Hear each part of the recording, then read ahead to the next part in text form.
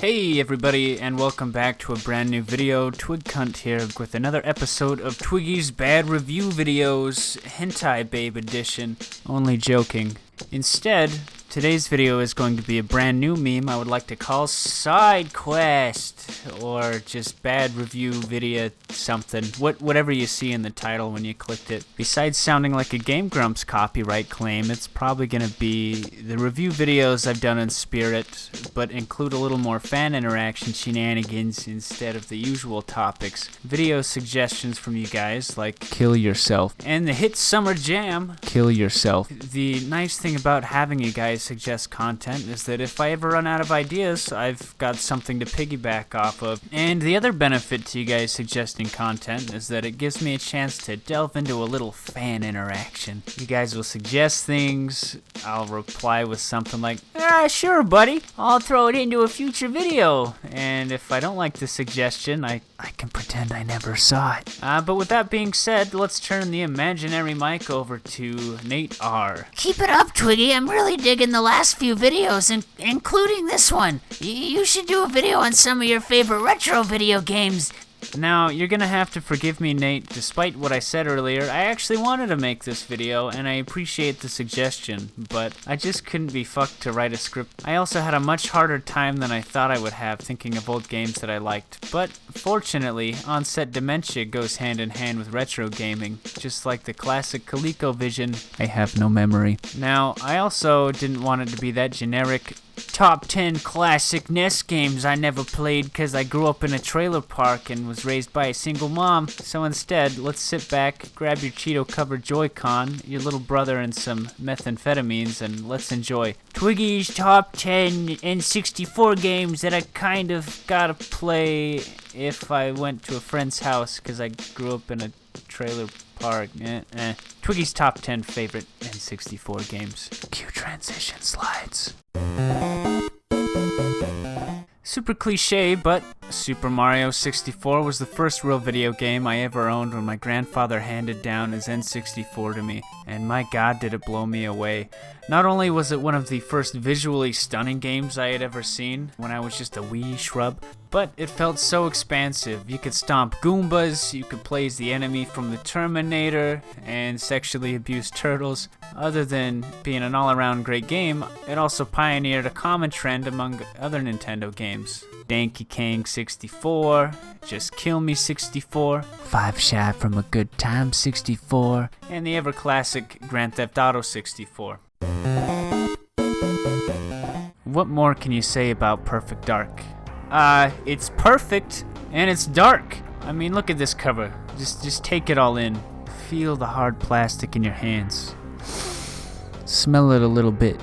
Just give it a little taste.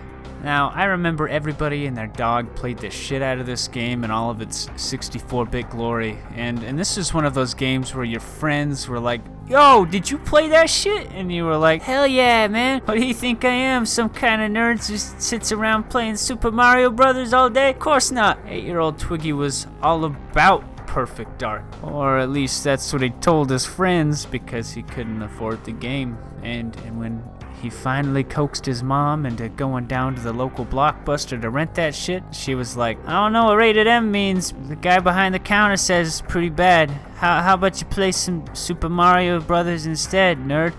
So he just played Super Mario Brothers instead. But don't tell my friends, because to this day we still reminisce about how great this game was.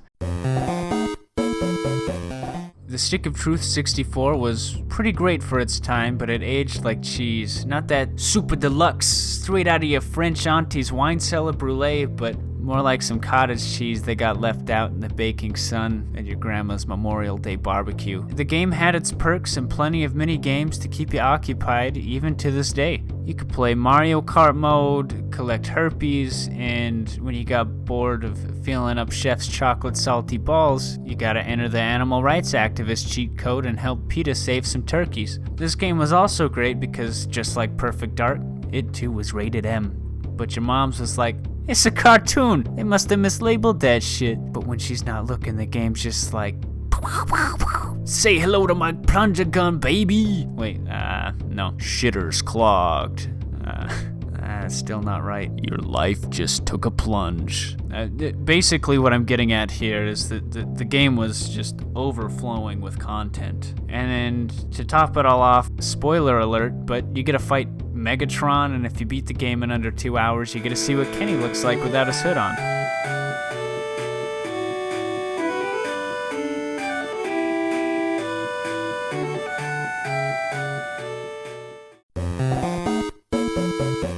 This game is only in here because my mom said I had to put it in here because it was a Christmas gift from my grandma, and she'd be sad if she found out that I hate this game.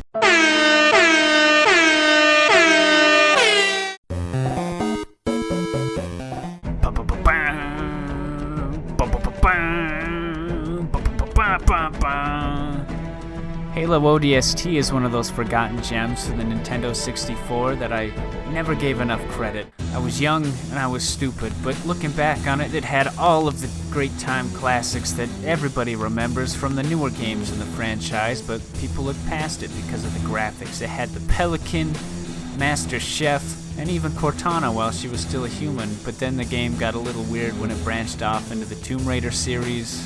Stick to your roots, Halo. Now, I was really bad at Monkey Mario, but I had a real affinity to Larry Kong, so I would just let my cousin play the game up until he got unlocked, and then I would grape the shit out of everything. That or I would just jam out to all the great tunes this game had to offer.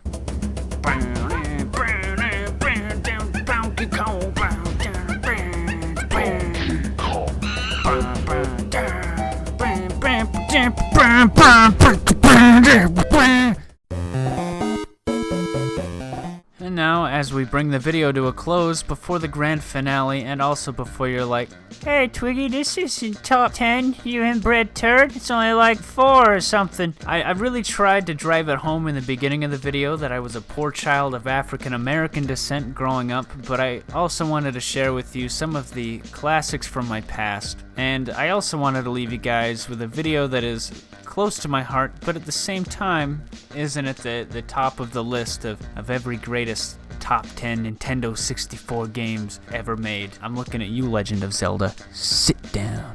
So without further ado, drum roll please. This year's top 10 Twig goes to none other than